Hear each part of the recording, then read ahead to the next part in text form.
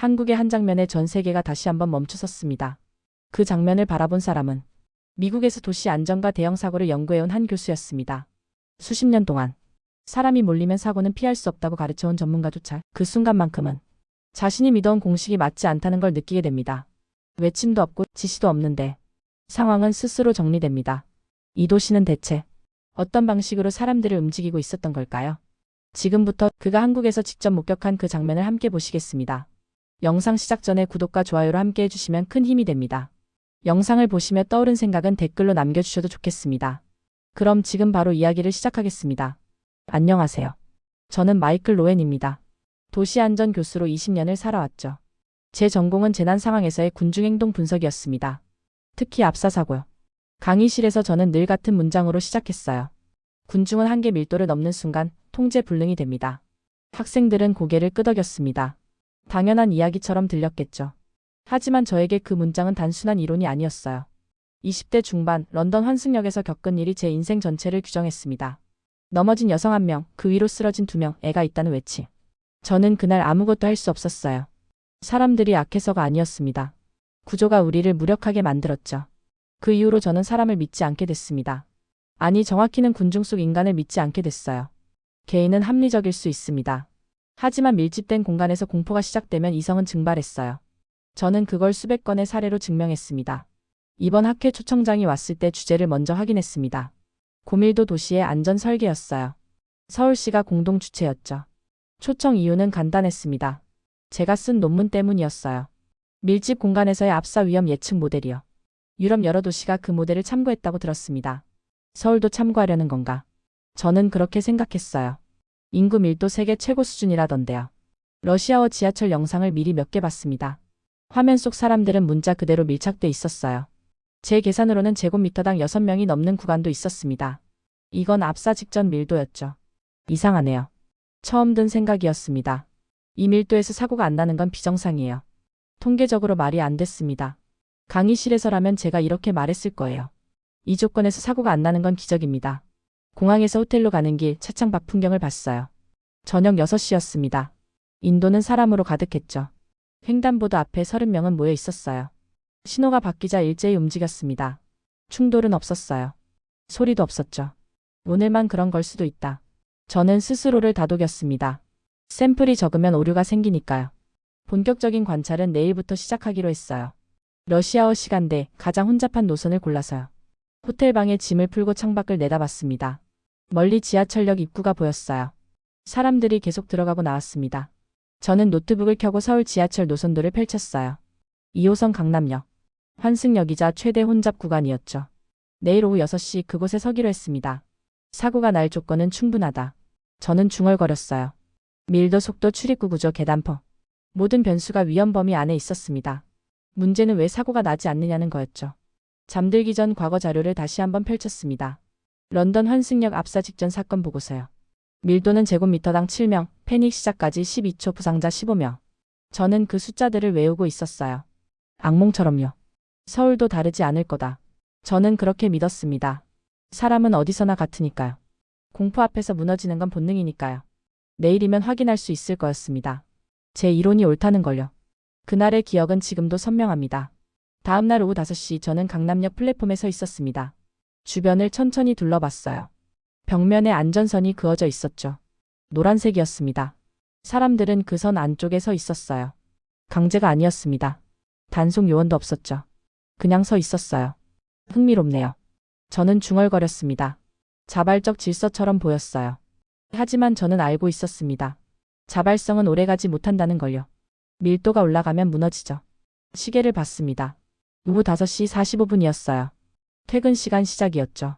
플랫폼에 사람이 늘기 시작했습니다. 10명, 20명, 30명. 빠르게 증가했어요. 저는 노트를 꺼냈습니다. 밀도를 계산하기 시작했죠. 플랫폼 길이는 대략 150m였어요. 폭은 5m 정도. 면적은 750제곱미터였습니다. 현재 인원은 약 200명.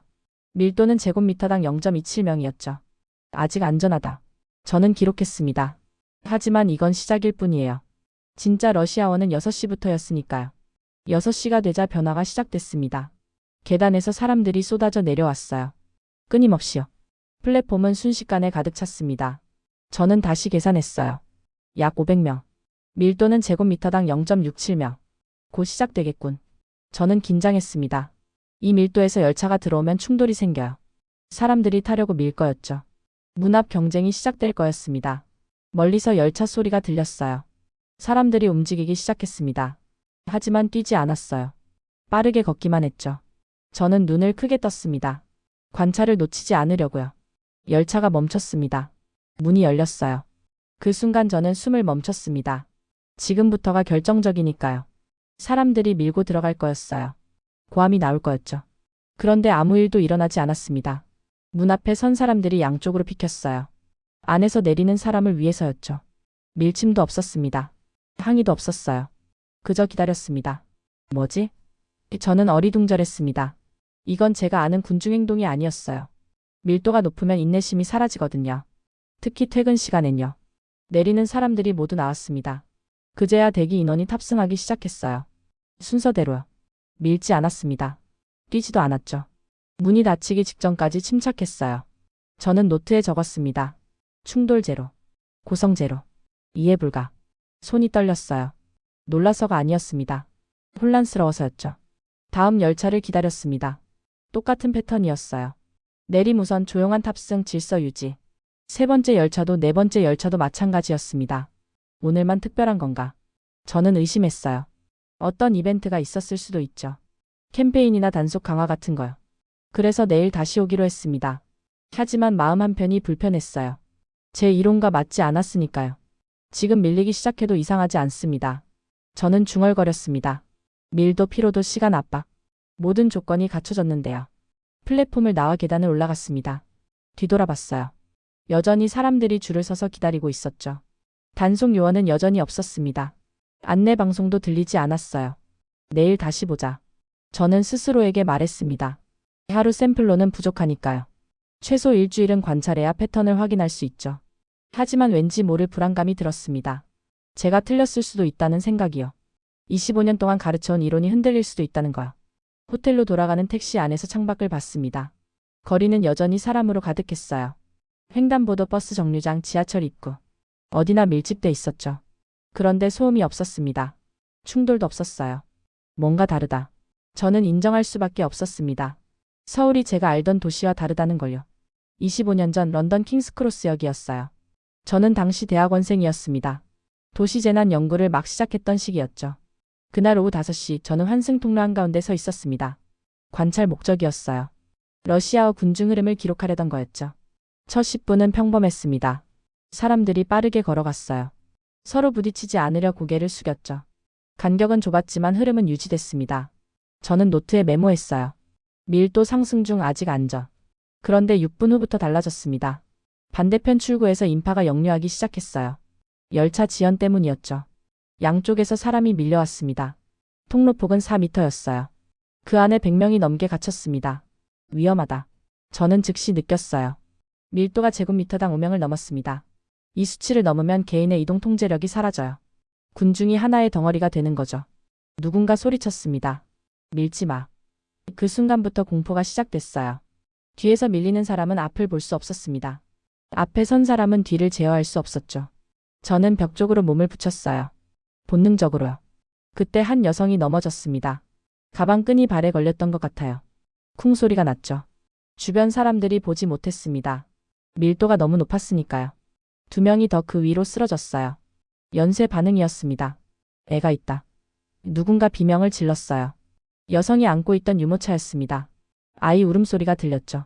그 순간 모든 게 멈췄어요. 사람들이 뒤로 물러서려 했습니다. 하지만 불가능했어요. 뒤에서 계속 밀려왔으니까요. 저는 손을 뻗었습니다. 여성을 일으키려고요. 하지만 제 팔이 닿지 않았어요. 사람들 사이 간격이 제로였습니다. 저는 움직일 수도 없었죠. 그저 지켜볼 수밖에 없었어요. 영무원이 도착하기까지 3분이 걸렸습니다. 그 3분이 영원처럼 느껴졌어요. 여성은 무사했습니다. 아이도. 하지만 15명이 넘게 다쳤어요. 압박골절, 찰과상, 호흡곤란. 사고보고서에 기록됐죠. 저는 그날 밤 호텔 방에서 떨고 있었습니다. 공포 때문이 아니었어요. 무력감 때문이었죠. 저는 전문가였습니다. 군중 역학을 공부하던 사람이었어요. 그런데 아무것도 못했습니다. 왜 막지 못했을까? 스스로에게 물었어요. 답은 명확했습니다. 구조가 잘못됐기 때문이죠. 통로가 좁았고 출구가 부족했으며 정보 전달이 없었습니다. 사람들은 악의 없이 그저 걸었을 뿐이에요. 그런데 시스템이 그들을 가해자로 만들었습니다. 이후 일주일 동안 저는 그 역을 매일 관찰했어요. 같은 시간, 같은 장소에서요. 패턴이 보였습니다. 밀도가 한계를 넘으면 반드시 충돌이 생겼어요. 고함, 밀침, 작은 다투. 매일 반복됐죠. 이건 어디서나 갇힐 거다. 저는 확신했습니다. 사람은 공포 앞에서 이성을 잃으니까요. 구조가 압박하면 본능이 나오니까요. 그날 이후로 저는 사람을 믿지 않게 됐습니다. 논문 제목도 그때 정했어요. 고밀도 공간에서의 군중 패닉 메커니즘. 결론은 단순했습니다. 밀집은 위험하다. 통제 없이는 사고가 난다. 질서는 강제의 결과다. 25년 동안 저는 그 결론을 가르쳤습니다. 수백 명의 학생에게. 모두 고개를 끄덕였어요. 당연한 이야기였으니까요. 저 역시 의심하지 않았습니다. 킹스크로스에서 본 게 진실이었으니까요. 그런데 지금 서울에 와 있습니다. 내일이면 확인할 수 있을 거예요. 제 이론이 옳다는 걸요. 아니면 틀렸다는 걸요. 다음 날도 그 다음 날도 저는 강남역에 갔습니다. 같은 시간 같은 플랫폼이었어요. 패턴을 확인하고 싶었죠. 첫날이 우연이었는지 아니면 일상인지 알아야 했습니다. 저는 매일 노트에 기록했어요. 밀도, 탑승 시간, 충돌 횟수, 고성 발생 건수. 결과는 동일했습니다. 사흘 연속 충돌 제로였어요. 고함도 없었죠. 사람들은 매번 같은 방식으로 움직였습니다. 내림 우선, 조용한 대기, 질서 탑승. 이상하다. 저는 계속 중얼거렸어요. 통계적으로 말이 안 됐습니다. 이 밀도에서 사흘 동안 단 한 건의 충돌도 없다는 건 비정상이었죠. 넷째 날 저는 실험을 결심했습니다. 관찰만으로는 부족했어요. 직접 변수를 만들어야 했죠. 제 이론이 맞는지 확인하려면 군중을 자극해야 했습니다. 오후 6시 저는 문 앞 정중앙에 섰습니다.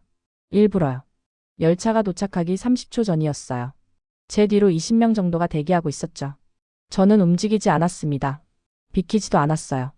열차가 들어왔습니다. 문이 열렸어요. 안에서 사람들이 내리기 시작했죠. 저는 그대로 서 있었습니다. 하차 동선을 완전히 막은 거예요. 심장이 빨리 뛰었습니다. 긴장 때문이 아니었어요. 과거가 떠올랐죠. 킹스크로스 환승역 넘어진 여성 애가 있다는 외침. 제 몸이 굳었던 그 순간이요. 밀릴 거다. 저는 예상했습니다. 뒤에서 누군가 저를 밀 거였어요. 비켜요. 소리가 나올 거였죠. 항의가 터질 거였습니다. 이건 명백한 방해 행위였으니까요. 하지만 아무 일도 일어나지 않았습니다. 뒤에 서 있던 사람들이 조용히 멈췄어요. 저를 밀지 않았습니다. 고함도 없었죠. 그저 간격을 조정했습니다. 좌우로 공간을 만들었어요.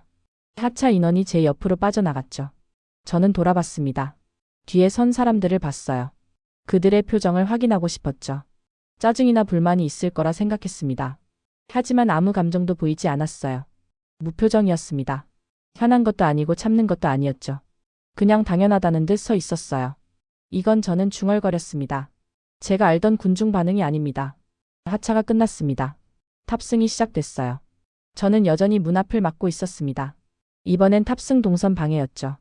더 직접적인 충돌 상황이었어요. 뒤에서 누군가 움직였습니다. 저를 밀 거라 생각했어요. 하지만 그 사람은 제 왼쪽으로 돌아갔습니다. 다음 사람은 오른쪽으로요. 아무도 저를 건드리지 않았어요. 심지어 사과조차 없었습니다. 항의도 한숨도 눈빛도 없었죠. 저는 투명 인간이 된 기분이었어요. 아니, 정확히는 장애물로 인식된 거였죠. 사람이 아니라 기둥처럼요. 열차가 떠났습니다. 저는 그대로 서 있었어요. 다음 열차를 기다렸죠. 같은 실험을 반복하려고요. 두 번째 열차에서도 똑같았습니다. 세 번째도요. 사람들은 매번 저를 우회했어요. 밀지 않았습니다. 소리 내지 않았죠. 그저 공간을 재배치했어요. 저는 노트를 꺼냈습니다. 의도적 방해 3회. 충돌 제로. 항의 제로. 물리적 접촉 제로. 펜을 든 손이 떨렸어요. 믿기지 않았습니다. 킹스크로스에서라면 30초도 안 돼서 고함이 나왔을 거예요. 누군가 저를 밀었을 겁니다. 뭐 하는 거예요? 라는 소리가 터졌을 거죠. 이건 당연한 반응이에요. 정상적인 군중 행동이죠. 그런데 여기선 아무도 반응하지 않았습니다. 저는 플랫폼 구석으로 물러났어요. 관찰자 위치로 돌아갔죠. 다음 열차를 지켜봤습니다. 이번엔 방해 없이 자연스러운 상황이었어요. 사람들이 탑승했습니다. 문이 닫히기 직전 한 남성이 뛰어왔어요. 급하게 문에 손을 뻗었죠. 하지만 이미 닫혔습니다. 저는 그 남성을 봤어요. 화를 낼 거라 예상했습니다. 문을 치거나 혀를 차거나 욕을 할 거였죠. 늦은 건 본인 탓이지만 분노는 터지니까요. 하지만 그는 그냥 돌아섰습니다. 다음 열차 대기 위치로 걸어갔어요. 표정 변화도 없었습니다. 한숨도 안 쉬었죠. 감정이 없는 건가? 저는 의아했습니다. 아니면 극도로 훈련된 건가? 사회적 압력이 개인 감정을 억누르는 건가? 하지만 곧 다른 가능성이 떠올랐습니다. 어쩌면 화낼 이유가 없는 거였어요. 다음 열차가 2분 후 온다는 걸 알고 있으니까요. 늦어봤자 2분이니까요. 시스템을 신뢰하는 거구나. 저는 깨달았습니다. 사람들이 질서를 지키는 이유가 도덕성 때문이 아니었어요. 효율성 때문이었죠. 미뤄봤자 빨라지지 않는다는 걸 알고 있었습니다. 그날 밤 호텔 방에서 저는 노트를 펼쳤어요. 나흘간의 기록을 다시 봤습니다. 충돌 제로, 고성 제로, 밀침 제로. 심지어 의도적 방해에도 반응 제로. 이론이 틀렸나? 저는 처음으로 의심했습니다. 군중은 통제 불능이 된다는 제 핵심 명작.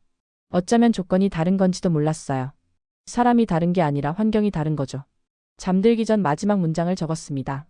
서울 지하철에선 제 공식이 작동하지 않는다. 이유를 찾아야 한다. 닷새째 되는 날 저는 다른 역으로 옮겼습니다. 강남역만의 특수성일 수 있다고 생각했어요. 어쩌면 그 역에만 특별한 시스템이 있을지도 몰랐죠. 저는 홍대 입구역을 선택했습니다. 젊은 층이 많고 환승 인원이 많은 곳이었어요. 결과는 똑같았습니다. 내림 우선, 조용한 대기, 충돌 제로였어요. 저는 다시 신촌역으로 갔습니다. 거기서도 마찬가지였죠. 3개 역을 더 돌았어요. 패턴은 변하지 않았습니다. 전 노선이 같다. 저는 노트에 적었어요. 이건 우연이 아니었습니다. 시스템이었죠. 일주일째 되던 날 저는 결정적 순간을 목격했습니다. 오후 6시 15분 시청역 2호선 플랫폼이었어요. 열차가 도착했습니다. 문이 열렸죠. 그 순간 4가지 상황이 동시에 벌어졌어요. 첫째, 유모차를 끌고 내리는 젊은 여성이 있었습니다. 둘째, 휠체어를 탄 노인이 탑승하려 대기 중이었어요. 셋째, 뛰어오는 급한 승객이 있었죠. 넷째, 문 앞에 30명이 탑승을 기다리고 있었습니다. 저는 숨을 멈췄어요. 지금 충돌한다. 확신했습니다. 이 4가지 변수가 동시에 작용하면 반드시 혼란이 생겨요. 누군가는 밀리고 누군가는 소리치고 누군가는 다칠 겁니다. 제 머릿속에 계산이 시작됐습니다. 유모차 통과 시간 5초, 휠체어 탑승 시간 10초, 급한 승객 돌입 시간 2초. 대기 인원 압박 지속. 총 혼잡도 임계치 초과. 사고 확률 80%. 저는 중얼거렸어요. 킹스크로스였다면 이미 고함이 터졌을 겁니다. 그런데 3초 만에 모든 게 정리됐습니다. 유모차를 끈 여성이 먼저 내렸어요. 대기 인원이 양옆으로 비켰습니다. 자동으로요. 지시 없이요. 여성이 완전히 빠져나가자 휠체어가 움직였어요. 탑승 인원이 다시 공간을 만들었죠. 휠체어가 안착하자 급한 승객이 빈틈으로 들어갔습니다. 마지막으로 대기 인원이 질서 있게 탑승했어요. 소요 시간 3초였습니다. 고성 제로, 충돌 제로, 지연 제로였어요. 저는 그 자리에 얼어붙었습니다. 어떻게 말이 나오지 않았어요. 이건 우연이 아니었습니다. 계산이었죠. 누군가 지시한 것도 아니에요. 집단이 스스로 우선순위를 정렬한 겁니다. 저는 미친 듯이 노트에 적었어요. 유모차 우선, 휠체어 2순위, 급한 승객 3순위, 일반 승객 4순위. 3초 만에 자동 정렬. 언어 소통 없음. 시각 신호만으로 조정 완료. 손이 떨렸습니다. 흥분해서가 아니었어요. 두려웠습니다. 제 이론이 무너지고 있었으니까요. 저는 플랫폼 벤치에 앉았습니다. 머리를 감싸 쥐었어요. 사고 공식이 작동하지 않습니다. 스스로에게 말했죠. 25년간 가르쳐온 내용이 떠올랐습니다. 군중 밀도가 임계치를 넘으면 개인의 판단력이 상실된다. 공포가 시작되면 이성은 증발한다. 질서는 통제와 감시의 결과다. 그런데 여기선 달랐어요. 밀도는 임계치를 넘었습니다. 하지만 판단력은 유지됐어요. 공포는 없었죠. 통제도 감시도 없었는데 질서가 있었습니다. 뭐가 다른 거지? 저는 주변을 둘러봤어요. 플랫폼 구조를 확인했습니다. 바닥에 줄이 그어져 있었어요. 문 위치 표시가 있었죠. 대기 위치가 명확했습니다. 천장을 봤어요. 열차 도착 안내가 실시간으로 떴습니다. 2분 후, 3분 후, 5분 후. 정확했어요. 사람들은 그 정보를 믿고 있었죠. 벽면을 봤습니다. 비상 연락망이 붙어 있었어요. CCTV가 보였죠. 하지만 감시용이 아니었습니다. 안전용이었어요. 구조가 다르구나. 저는 깨달았습니다. 사람이 바뀐 게 아니었어요. 환경이 사람을 바꾼 거였죠. 킹스크로스는 통로가 좁았습니다. 출구 표시가 불명확했어요. 열차 정보가 없었죠. 사람들은 불안했습니다. 언제 올지 모르니까요. 불안은 조급함을 만들었어요. 조급함은 밀침을 낳았죠. 그런데 여기는 달랐습니다. 공간이 명확했어요. 정보가 정확했죠. 사람들은 안심했습니다. 기다리면 온다는 걸 아니까요. 안심은 여유를 만들었어요. 여유는 배려를 낳았습니다. 저는 다시 일어섰습니다. 다음 열차를 기다렸어요. 같은 상황이 재현되는지 보려고요. 10분 후 비슷한 장면이 나왔습니다. 이번엔 큰 짐을 든 관광객과 지팡이를 짚은 노인 그리고 급하게 통화 중인 직장인이 섞였어요. 역시 3초 만에 정리됐죠. 패턴이다. 저는 확신했습니다. 우연이 아니에요. 학습된 행동이었죠. 아니, 학습보다 더 깊었습니다. 체화된 시스템이었어요. 저는 그날 밤 호텔에서 잠을 이루지 못했습니다. 노트를 펼쳐놓고 계속 읽었어요. 일주일간의 기록이었죠. 모든 페이지에 같은 결론이 적혀 있었습니다. 충돌 없음. 이론 부합 안 됨. 새벽 4시 저는 노트북을 켰습니다. 논문을 다시 열었어요. 제가 20년간 발표한 연구들이었죠. 고밀도 공간의 압사 위험 예측 모델. 유럽 여러 도시가 참고한 모델이요. 그 모델엔 한 가지 전제가 있었습니다. 인간은 공포 상황에서 이기적으로 행동한다. 저는 그 전제를 의심한 적이 없었어요. 킹스크로스에서 봤으니까요. 하지만 서울에선 달랐습니다. 공포 상황이 아니었어요. 밀집 상황이었지만 공포는 없었죠. 왜냐하면 시스템이 안전을 보장했으니까요. 사람이 문제가 아니었다. 저는 깨달았습니다. 구조가 문제였어요. 창밖을 봤습니다. 서울 야경이 펼쳐져 있었어요. 불빛이 가득했죠. 저 불빛 아래 수백만 명이 매일 지하철을 탑니다. 밀집되고 부딪히고 급합니다. 그런데 사고가 없어요. 어떻게 만든 거지? 저는 궁금했습니다. 이 시스템을 누가 설계했을까요? 얼마나 오래 걸렸을까요? 시행착오는 얼마나 있었을까요? 내일 학회가 있습니다. 저는 발표 원고를 다시 봤어요. 고밀도 도시의 안전 설계 사례. 유럽 중심으로 쓴 내용이었죠. 고쳐야겠다. 저는 결심했습니다. 서울 사례를 넣어야 해요. 아니, 서울을 중심에 놓아야 합니다. 이곳이 답이니까요. 학회 당일 아침 저는 발표 원고를 완전히 다시 썼습니다. 원래 제목은 유럽 도시의 군중 안전 관리 사례였어요. 런던, 파리, 베를린의 통제 시스템을 설명하는 내용이었죠. 단속 감시 처벌 중심이었습니다. 하지만 일주일 동안 서울에서 본 것은 완전히 달랐어요. 통제 없는 질서였죠. 감시 없는 안전이었습니다. 저는 새로운 제목을 입력했어요. 설계된 안전 서울 지하철이 보여준 새로운 가능성. 오전 10시 학회장에 도착했습니다. 컨벤션홀은 넓었어요. 300명 정도의 청중이 있었죠. 대부분 도시계획 전문가, 안전관리자, 교통연구자들이었습니다. 제 발표 순서는 오후 2시였어요. 점심을 먹으며 다른 발표들을 들었습니다. 대부분 예상 가능한 내용이었죠. CCTV 증설, 경찰 배치 확대, 벌금 강화. 모두 통제 중심이었어요. 사람은 믿을 수 없다는 전제가 깔려 있었습니다. 그래서 감시해야 한다는 거였죠. 저도 일주일 전까지는 같은 생각이었어요. 오후 2시 제 차례가 왔습니다. 무대에 올라갔어요. 스크린에 첫 슬라이드가 떴죠. 서울 지하철 러시아워 사진이었습니다. 사람들로 가득한 플랫폼이요. 이 사진을 보십시오. 저는 시작했어요. 밀도는 제곱미터당 0.7명입니다. 제 이론대로라면 사고 위험 구역이죠. 그런데 이곳에선 지난 1년간 압사 사고가 제로였습니다. 청중이 웅성거렸어요. 의심하는 눈빛이 보였습니다. 다음 슬라이드를 넘겼습니다. 유모차, 휠체어, 급한 승객이 섞인 장면이었어요.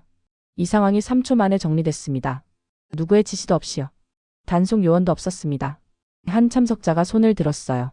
독일 베를린 교통국 관계자였습니다. 그건 문화적 특수성 아닙니까? 한국인의 집단주의 성향 때문이라고 봅니다. 저는 고개를 저었습니다. 저도 처음엔 그렇게 생각했습니다. 하지만 아닙니다. 다음 슬라이드를 보여줬어요. 이건 시스템의 결과입니다. 화면에 서울 지하철 플랫폼 구조가 나왔습니다. 바닥에 줄 문위치 표시, 대기 공간 구분. 그리고 천장에 실시간 열차 정보 안내판이요. 보십시오. 사람들은 어디에 서야 할지 정확히 압니다. 열차가 언제 올지 압니다. 다음 열차는 몇 분 후에 올지도 압니다. 저는 설명을 이어갔어요. 불안이 없으면 조급함도 없습니다. 조급함이 없으면 밀침도 없죠. 프랑스 파리 안전연구소 연구원이 질문했습니다. 그래도 급한 사람은 있지 않습니까? 그들은 어떻게 통제합니까? 통제하지 않습니다. 저는 답했어요. 시스템이 그들에게 선택지를 줍니다. 지금 타면 불편하고 2분만 기다리면 편하게 탈 수 있다는 정보를요. 대부분은 기다리는 쪽을 선택합니다. 다음 슬라이드는 런던 킹스크로스역이었습니다. 제가 25년 전 목격한 그곳이요. 이곳엔 정보가 없었습니다. 사람들은 불안했죠. 언제 올지 모르니까 지금 타야 한다고 생각했어요. 그래서 밀었습니다. 화면이 다시 서울로 바뀌었어요. 여기선 정보가 있습니다. 사람들은 안심하죠. 기다려도 된다는 걸 아니까요. 그래서 밀지 않습니다. 영국 런던 교통청 담당자가 말했습니다. 하지만 그건 비용이 많이 드는 시스템 아닙니까? 실시간 정보 시스템, 바닥 표시, 안내판 설치. 우리 예산으론 불가능합니다. 저는 잠시 멈췄습니다. 그리고 천천히 말했어요.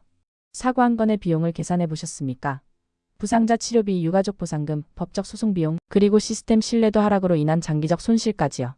청중이 조용해졌습니다. 예방 비용이 사후 처리 비용보다 쌉니다. 저는 단호하게 말했어요. 더 중요한 건 예방은 생명을 구한다는 겁니다. 다음 슬라이드에는 숫자가 가득했습니다. 서울 지하철 1일 이용객 1,000만 명, 연간 40억 명. 이 숫자 속에서 압사 사고 제로. 이건 기적이 아닙니다. 저는 강조했어요. 설계의 결과입니다. 이 도시는 사람을 믿는 게 아니라 사람을 보호하도록 설계돼 있습니다. 한 청중이 물었습니다. 교수님의 기존 이론과 모순되는 것 아닙니까? 지난 20년간 군중은 통제해야 한다고 주장하셨는데요. 저는 깊게 숨을 들이쉬었어요. 이 질문을 기다렸습니다. 맞습니다. 솔직하게 인정했죠. 제 이론은 틀렸습니다. 정확히는 불완전했어요. 강당이 술렁였습니다. 권위자가 자신의 이론을 부정하는 순간이었으니까요. 저는 킹스크로스에서 사람의 악함을 봤다고 생각했습니다. 하지만 실제로 본 건 잘못된 시스템 속 사람들의 생존 본능이었어요. 저는 계속 말했습니다. 사람이 문제가 아니었습니다. 시스템이 사람을 그렇게 만든 겁니다. 스크린에 마지막 슬라이드가 떴어요. 서울 지하철에서 조용히 줄 서 있는 사람들 사진이었죠. 질서는 통제의 결과가 아니라 설계의 결과입니다. 발표가 끝났습니다. 몇 초간 침묵이 흘렀어요. 그리고 박수가 터져 나왔죠. 모두가 동의한 건 아니었을 겁니다. 하지만 생각할 거리는 던져졌어요. 질의응답 시간이 시작됐습니다. 질문이 쏟아졌죠. 서울도 처음부터 이랬습니까? 시행착오는 없었나요? 다른 도시에 적용 가능합니까? 저는 솔직하게 답했어요. 저도 모릅니다. 일주일 관찰한 게 전부니까요. 하지만 분명한 건 이 방식이 작동한다는 겁니다. 그리고 연구할 가치가 있다는 거죠. 1시간 동안 질의응답이 이어졌습니다. 회의적인 질문도 많았어요. 당연했죠. 20년간 쌓아온 이론을 뒤집는 주장이었으니까요. 하지만 저는 확신이 있었습니다. 일주일 동안 매일 목격한 현실이었으니까요. 숫자가 증명했으니까요. 무엇보다 사람들의 얼굴이 증명했어요. 공포 없이 지하철을 타는 그들의 평온한 표정이요. 발표를 마치고 무대를 내려왔습니다. 몇몇 참석자들이 다가왔어요. 명함을 건넸죠. 함께 연구하고 싶습니다. 우리 도시에도 적용해보고 싶어요. 저는 모든 명함을 받았습니다. 이제 시작이었으니까요. 서울이 보여준 가능성을 세계에 알리는 건요. 그날 저녁 저는 호텔방에서 창밖을 봤습니다. 서울 야경이 펼쳐져 있었어요. 저 아래 어딘가에서 수십만 명이 지하철을 타고 있을 겁니다. 안전하게요. 조용히요. 고맙습니다. 저는 중얼거렸어요. 이 도시에게요. 제 이론을 무너뜨려줘서요. 더 나은 진실을 보여줘서요. 내일은 귀국입니다. 하지만 끝이 아니에요. 시작이죠. 새로운 연구의 시작. 새로운 이론의 시작. 그리고 더 안전한 도시를 만들 가능성의 시작입니다. 학회가 끝난 다음 날 저는 다시 지하철에 갔습니다. 이번엔 관찰이 아니었어요. 확인이었죠. 제가 학회에서 발표한 내용이 정말 맞는지 다시 한번 보고 싶었습니다. 오전 9시 출근 시간이 끝나갈 무렵이었어요. 플랫폼은 여전히 사람들로 가득했습니다. 하지만 러시아어보단 덜했죠. 저는 구석에 서서 지켜봤어요. 일주일 전과 똑같은 패턴이 반복됐습니다. 내리무선, 조용한 대기, 질서 탑승. 맞아. 저는 중얼거렸어요. 변하지 않는구나. 그때 옆에 서 있던 한국인 남성이 말을 걸어왔습니다. 영어로요. 관광객이세요? 네, 학회 참석차 왔습니다. 저는 답했어요. 아, 학회요. 무슨 분야신가요? 도시 안전입니다. 특히 군중 관리요. 남성이 웃었어요. 그래서 지하철을 이렇게 자세히 보시는군요. 연구 중이신가 봐요. 맞습니다. 저는 고개를 끄덕였죠. 궁금한 게 있는데요. 여기 사람들은 왜 이렇게 질서를 잘 지킵니까? 특별한 교육이라도 받나요? 남성이 잠시 생각했습니다. 글쎄요. 교육이라기보단 그냥 익숙해서요. 어릴 때부터 봐왔으니까요. 어릴 때부터요? 네. 유치원 때부터 현장학습 가면 선생님이 가르쳐 주거든요. 줄서기, 양보하기. 그게 몸에 배는 거죠. 저는 고개를 끄덕였습니다. 그럼 처음부터 이랬나요? 서울 지하철이요. 남성이 고개를 저었어요. 아니요. 제가 어렸을 땐 지금보단 혼잡했어요. 밀치는 사람도 많았고요. 그런데 점점 나아졌죠. 언제부터요? 정확히는 모르겠지만 한 15년 전쯤부터. 바닥에 줄이 그어지고 안내방송이 많아지고. 그러면서 사람들도 달라진 것 같아요. 열차가 도착했습니다. 남성이 탑승하며 손을 흔들었어요. 저는 그대로 남아서 계속 관찰했습니다. 15년. 저는 되뇌었어요. 하루아침에 만들어진 게 아니었죠. 오랜 시간 축적된 결과였습니다. 점심시간이 되자 저는 지하철을 나왔습니다. 근처 카페에 앉았어요. 노트북을 켜고 자료를 찾기 시작했죠. 서울 지하철 안전관리 역사요. 검색 결과가 나왔습니다. 2000년대 초반 기사들이 보였어요. 지하철 압사 사고 우려 러시아와 안전대책 시급 같은 제목들이었죠. 그때도 문제였구나. 저는 읽어 내려갔습니다. 사고 직전까지 간 사례들이 여럿 있었어요. 하지만 대형 사고는 없었죠. 그 후 기사들이 달라졌습니다. 플랫폼 안전선 설치 실시간 열차 정보 시스템 도입 스크린도어 전면 확대. 시스템 개선 소식이 계속 나왔어요. 2010년 이후부터는 사고 관련 기사가 거의 사라졌습니다. 대신 세계에서 가장 안전한 지하철 외국인이 놀란 한국 지하철 문화 같은 기사들이 보였죠. 15년이 걸렸구나. 저는 깨달았습니다. 하루아침의 기적이 아니었어요. 꾸준한 개선의 결과였죠. 오후 3시 저는 다시 지하철로 돌아갔습니다. 이번엔 강남역이었어요. 제가 처음 관찰을 시작한 곳이죠. 플랫폼에 서서 천천히 둘러봤습니다. 바닥에 노란 줄 문 위치 표시 번호판, 천장에 실시간 안내판 비상벨 CCTV, 벽면에 안전수칙 비상연락망 노약자석 안내. 하나하나가 설계구나. 저는 생각했어요. 누군가 고민했을 겁니다. 어디에 줄을 그어야 사람들이 자연스럽게 설지. 정보를 어떻게 보여줘야 불안이 줄어들지. 공간을 어떻게 나눠야 충돌이 없을지. 열차가 들어왔습니다. 저는 이번엔 탑승했어요. 관찰자가 아니라 참여자로요. 문 앞에 섰습니다. 내리는 사람들을 기다렸어요. 자연스럽게요. 일주일 전 제가 의도적으로 막았던 바로 그 자리였죠. 하지만 지금은 달랐습니다. 저도 모르게 비켜서고 있었어요. 체화됐구나.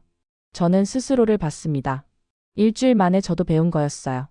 이 시스템을요. 열차 안에 탔습니다. 손잡이를 잡았어요. 주변을 둘러봤죠. 모두들 조용히 서 있었습니다. 스마트폰을 보거나 책을 읽거나 눈을 감고 있었어요. 평화로웠습니다. 밀집된 공간인데도요. 킹스크로스에서 느꼈던 그 긴장감이 없었어요. 압박감도 없었죠. 공포가 없으니까. 저는 깨달았습니다. 시스템이 안전을 보장하니까 사람들은 두려워하지 않았어요. 두려움이 없으니 공격성도 없었죠. 다음 역에서 내렸습니다. 시청역이었어요.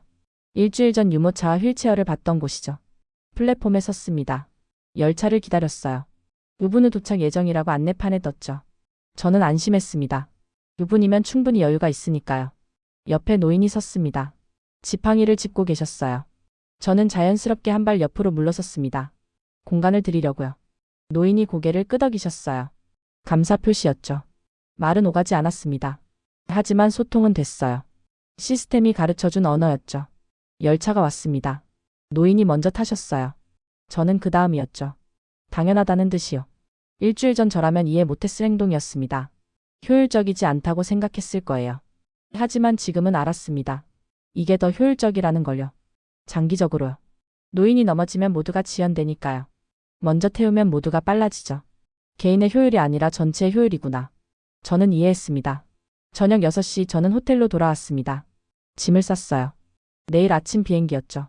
노트를 펼쳤습니다. 일주일간의 기록을 다시 봤어요. 첫 페이지엔 이렇게 적혀 있었습니다. 서울 지하철 사고 조건 충족 이론 검증 예정. 마지막 페이지를 넘겼습니다.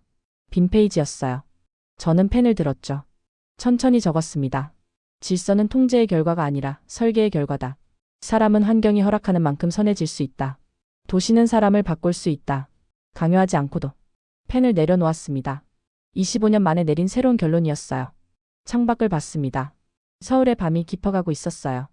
저 아래 어딘가에서 여전히 수만 명이 지하철을 타고 있을 겁니다. 안전하게요. 조용히요. 자연스럽게요. 감사합니다. 저는 다시 한번 중얼거렸습니다. 제 확신을 무너뜨려준 이 도시에게요. 더 나은 진실을 보여준 이곳에게요. 내일이면 런던으로 돌아갑니다. 하지만 저는 달라져 있을 거예요. 제 강의실도 달라질 겁니다. 학생들에게 새로운 이야기를 들려줄 거니까요. 군중은 통제 불능이 된다는 문장 대신 도시는 사람을 보호할 수 있다고 가르칠 겁니다. 25년 만의 변화였습니다. 두렵지 않았어요. 오히려 해방감이 들었죠. 틀렸다는 걸 인정하는 건 끝이 아니었습니다. 새로운 시작이었으니까요. 귀국 전날 밤 저는 마지막으로 지하철에 갔습니다.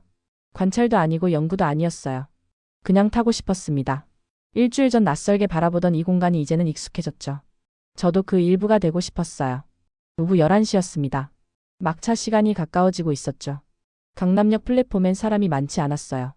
20명 정도였습니다. 낮과는 완전히 다른 분위기였죠. 하지만 패턴은 같았습니다. 노란 줄 안쪽에 서 있는 사람들, 조용히 스마트폰을 보는 직장인들, 지친 표정으로 벽에 기대선 학생. 시간대가 달라져도 시스템은 작동하고 있었어요. 열차가 들어왔습니다. 저는 탑승했어요. 자리가 많이 비어 있었죠. 창가에 앉았습니다. 밖을 봤어요. 터널 벽이 스쳐 지나갔습니다. 이제 떠나는구나. 저는 생각했어요. 일주일이 꿈처럼 지나갔습니다. 하지만 제 안에선 모든 게 바뀌었죠. 옆자리에 젊은 여성이 앉았습니다.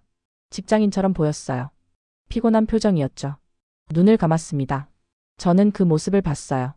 안심하고 눈을 감을 수 있는 공간이라는 뜻이었죠. 킹스크로스에선 상상할 수 없는 장면이었습니다. 그곳에선 항상 긴장해야 했어요. 짐을 꼭 잡고 주변을 경계하고 언제든 움직일 준비를 해야 했죠. 하지만 여기선 달랐습니다. 사람들은 긴장하지 않았어요. 시스템을 믿었으니까요. 다음 역에 도착했습니다. 역삼역이었어요. 한 노인이 탑승하셨죠. 지팡이를 짚고 계셨습니다. 젊은 남성이 일어났어요. 자리를 양보했죠. 노인이 앉으셨습니다. 고맙다는 말씀을 하셨어요. 젊은 남성은 고개를 끄덕이고 손잡이를 잡았습니다. 자연스러웠어요. 당연하다는 듯이요. 배려가 시스템이 됐구나. 저는 깨달았습니다. 개인의 선의가 아니었어요. 사회가 가르친 규범이었죠. 그리고 그 규범은 공간이 만들었습니다. 열차는 계속 달렸습니다. 선릉 삼성 종합운동장. 정차할 때마다 사람들이 타고 내렸어요. 늦은 시간인데도 패턴은 똑같았습니다. 내리무선 조용한 이동 자리 양보. 저는 문득 궁금해졌습니다. 이 사람들은 알고 있을까요? 자신들이 얼마나 특별한 시스템 속에 살고 있는지. 세계 어디에도 없는 안전한 공간 속에 있다는 걸요. 아마 모를 겁니다. 당연하니까요. 매일 타는 지하철이니까요. 특별할 게 없죠. 하지만 저는 알았습니다. 25년간 전 세계 도시를 연구한 사람으로서요. 이곳이 얼마나 예외적인지를요. 종점이 가까워졌습니다. 잠실역이었어요. 저는 내렸습니다. 플랫폼에 섰죠. 마지막으로 주변을 둘러봤습니다. 깨끗한 바닥, 명확한 표시, 밝은 조명, 정확한 안내판. 하나하나가 의도된 설계였어요. 누군가의 고민이었죠. 수많은 시행착오의 결과였습니다. 존중합니다. 저는 중얼거렸어요. 이 시스템을 만든 사람들에게. 이름도 모르는 설계자들, 엔지니어들, 정책 위반자들에게.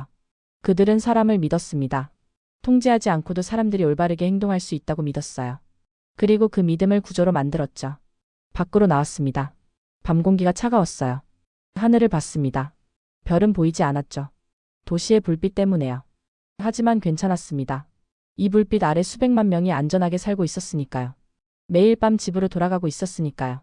택시를 탔습니다. 호텔로 가는 길 창밖을 봤어요. 거리는 여전히 밝았습니다. 편의점, 카페, 식당. 사람들이 걷고 있었어요. 늦은 시간인데도요. 안전하니까 가능한 거구나. 저는 생각했습니다. 밤에도 걸을 수 있는 거리, 늦게까지 열린 가게들. 모두 시스템이 보장한 안전 위에 세워진 풍경이었죠. 호텔에 도착했습니다. 방에 들어가 짐을 확인했어요. 모두 챙겼습니다. 책상 위에 노트가 놓여 있었죠. 일주일간의 기록이었습니다. 마지막 페이지를 펼쳤습니다. 어젯밤 적어둔 문장이 있었어요. 질서는 통제의 결과가 아니라 설계의 결과다. 그 아래 한 줄을 더 적었습니다. 도시는 사람을 바꿀 수 있습니다. 강요하지 않고도요. 노트를 덮었습니다. 가방에 넣었어요.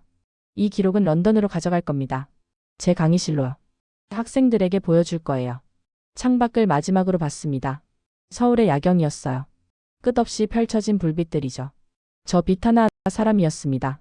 집으로 돌아가는 사람, 일하는 사람, 쉬는 사람. 그들은 두려워하지 않았습니다. 도시가 보호하고 있었으니까요. 부럽습니다. 저는 솔직하게 인정했어요. 런던은 달랐죠. 여전히 CCTV가 감시했고 경찰이 순찰했고 벌금이 통제했습니다. 하지만 바꿀 수 있을 겁니다. 서울이 보여줬으니까요. 가능하다는 걸요. 침대에 누웠습니다. 내일 아침 일찍 공항에 가야 했어요. 하지만 잠이 오지 않았습니다. 머릿속이 복잡했죠. 일주일 전 저는 확신에 차 있었습니다. 제 이론이 옳다고 믿었어요. 사람은 믿을 수 없고 통제만이 답이라고요. 하지만 지금은 달랐습니다. 확신은 무너졌어요. 대신 가능성이 보였죠. 더 나은 방법이 있다는 걸 알았습니다. 두렵지 않아. 저는 스스로에게 말했습니다. 틀렸다는 걸 인정하는 건 끝이 아니었어요. 새로운 시작이었죠. 새벽 5시 알람이 울렸습니다. 일어나 준비했어요. 공항으로 가는 버스를 탔죠. 버스 안에서 마지막으로 서울을 봤습니다. 아침 햇살이 건물들을 비추고 있었어요. 사람들이 출근하기 시작했죠. 지하철역으로 걸어가는 모습이 보였습니다. 다시 올게요. 저는 약속했습니다. 이번엔 관찰자가 아니라 학습자로요. 더 많이 배우러 올 거예요. 비행기가 이륙했습니다. 창밖으로 서울이 멀어졌어요. 점점 작아지는 도시를 보며 저는 생각했습니다. 저 아래 어딘가에서 지금도 수백만 명이 지하철을 탑니다. 밀집되고 급하고 피곤합니다. 하지만 안전해요. 조용해요. 질서 있어요. 기적이 아닙니다. 특별한 문화도 아니에요. 설계의 결과입니다. 사람을 믿고 부하고 안내한 결과죠. 그리고 그 결과는 다른 도시에서도 가능할 겁니다. 시간이 걸리겠죠. 비용도 들 거예요. 하지만 가능합니다. 왜냐하면 사람은 어디서나 같으니까요. 환경이 허락하면 선해질 수 있죠. 시스템이 보호하면 신뢰할 수 있습니다. 구름 위로 올라갔습니다. 아래가 보이지 않았어요. 하지만 저는 알고 있었습니다. 서울이 여전히 거기 있다는 걸요. 사람들이 안전하게 이동하는 도시가요. 통제 없이 질서가 유지되는 곳이요. 두려움 없이 살 수 있는 공간이요. 감사합니다, 서울. 저는 마지막으로 중얼거렸습니다. 제 25년 확신을 무너뜨려줘서요. 더 나은 진실을 보여줘서요. 희망을 줘서요. 이제 돌아갑니다. 런던으로요. 하지만 달라진 사람으로요. 새로운 이론을 가르칠 겁니다. 새로운 가능성을 연구할 거예요. 그리고 언젠가 런던도 바뀔 겁니다. 사람을 통제하는 도시에서 사람을 보호하는 도시로요. 그날까지 저는 계속 말할 겁니다. 도시는 사람을 바꿀 수 있습니다. 강요하지 않고도요. 오늘 우리가 본 건 특별한 영웅도 극적인 사건도 아니었습니다. 그저 사고가 나지 않도록 매일 반복되는 선택들이었죠. 여러분이 살고 있는 도시는 사람을 어떻게 움직이게 하고 있을까요?